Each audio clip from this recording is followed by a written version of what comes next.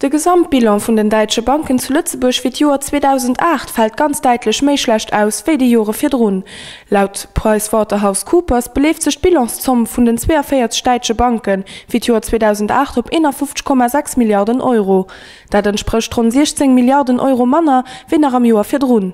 Direkt ein paar Landesbanken und noch Dresdner Bank sind von dieser Schütte betroffen und sollen kurz vor der Fermetür stehen.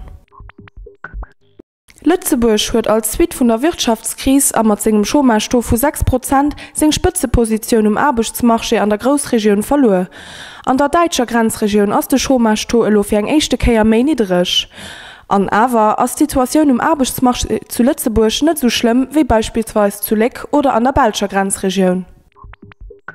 Zanter dem Affäre vun der dobler Nationalitéit fir knapp 10 Mäint hu ganzer 4.299 Ausländer eng Demand stalt fir die Lützeburger Nationalitéit an domat och die Lützeburger Cardidentité ze kreien. Insgesamt 3.152 Fall sind noch schon akkordéiert ginn, a vu sämtlichen Ufroe waren 1/3 vun Portugiesen. Nëmmen 1/5 vun den Demanten fir die dobel Nationalitéit si vu Belsch, Deitschen a Franzose stalt ginn.